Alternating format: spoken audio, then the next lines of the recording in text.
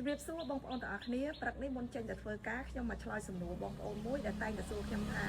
តើធ្វើម៉េចដើម្បីរក្សាគីឡូកុំឲ្យឡើងខ្ញុំមាន4ចំណុចពាក់ព័ន្ធនឹងបទពិសោធន៍ផ្ទាល់ខ្លួនរបស់ខ្ញុំទី1គឺពាក់ព័ន្ធនឹងការគ្រប់គ្រងការញ៉ាំបងប្អូនទម្លាប់របស់ខ្ញុំជាប្រចាំថ្ងៃមុននឹងខ្ញុំញ៉ាំអាហារខ្ញុំតែងតែញ៉ាំទឹកមួយកែវសិនកាលណាខ្ញុំញ៉ាំទឹកមួយកែវសិនខ្ញុំអាចគ្រប់គ្រងកម្រិតនៃការញ៉ាំរបស់ខ្ញុំគឺក្នុងកម្រិតមួយសមល្មមគឺឆ្អែតហើយញ៉ាំកុំឲ្យឆ្អែតពេកកាលណាបើឆ្អែតពេកគឺបែរទៅជាមានអារម្មណ៍ដូចតឹងស្អ៊ីស្អឺពិបាកនៅវិញអញ្ចឹងញ៉ាំមកល្មមហើយក្រោយមក3 4ម៉ោងក្រោយមកបើហេវបងប្អូនអាចញ៉ាំទៀតបានប៉ុន្តែអ្វីដែលខ្ញុំគ្រប់គ្រងបានគឺអាហារ3ពេលអត់មានអាហារសម្រន់ជំរាបសួរបងប្អូនទាំងអស់គ្នាព្រឹកនេះមុនចេញទៅធ្វើការខ្ញុំមកឆ្លើយសំណួររបស់បងប្អូនមួយដែលតែងតែសួរខ្ញុំថាតើធ្វើម៉េចដើម្បីរក្សាគីឡូឲ្យនៅថេរ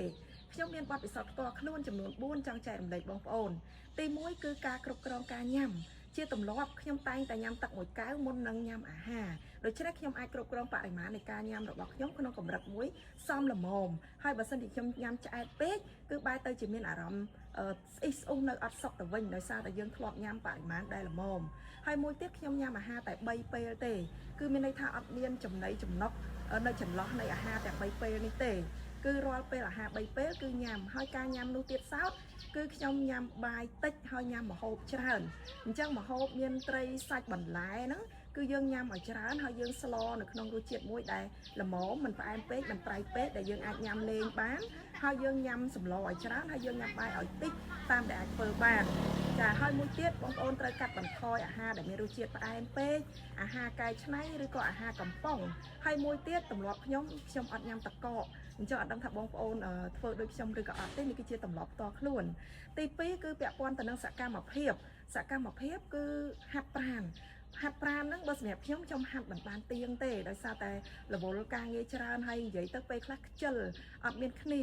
អញ្ចឹងទៅការហាត់មិនទៀងប៉ុន្តែសកម្មភាពប្រចាំថ្ងៃរបស់យើង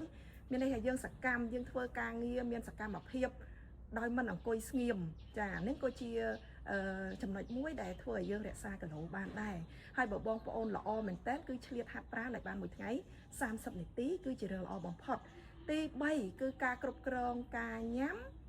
សំទោសការគ្រប់គ្រងការញ៉ាំនិងការគេងនឹងឲ្យបានទៀងទាត់អញ្ចឹងបងប្អូនបើសិនជាបងប្អូនញ៉ាំអាហារមិនទៀងគេងមិនទៀងក៏ធ្វើឲ្យយើងឡើងគីឡូដែរអញ្ចឹងការញ៉ាំត្រូវទៀងទាត់3ពេលក្នុងមួយថ្ងៃ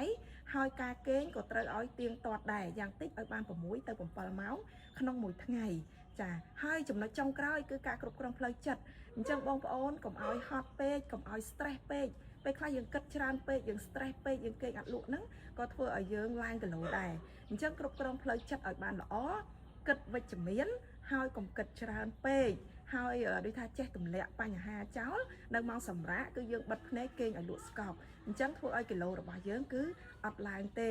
នេះគឺជាបទពិសោធន៍ផ្ទាល់ខ្លួនរបស់ខ្ញុំហើយខ្ញុំមិនដឹងថាតើបទពិសោធន៍នេះដោយសារតែខ្ញុំនៅស្ថិតនៅក្នុងវ័យជាង40ឆ្នាំនេះឬក៏យ៉ាងម៉េចទេក្រែងលោទៅមុខបន្តិចទៀតទៅអាចថាឡើងគីឡូទៅតាមវ័យក៏ខ្ញុំអត់ដឹងដែរអញ្ចឹងខ្ញុំសូមចែករំលែកបងប្អូនប៉ុណ្នេះហើយបងប្អូនអាចសាកល្បងមើលបើមានបទពិសោធន៍អីល្អចែករំលែកឲ្យខ្ញុំវិញផងសូមអរគុណ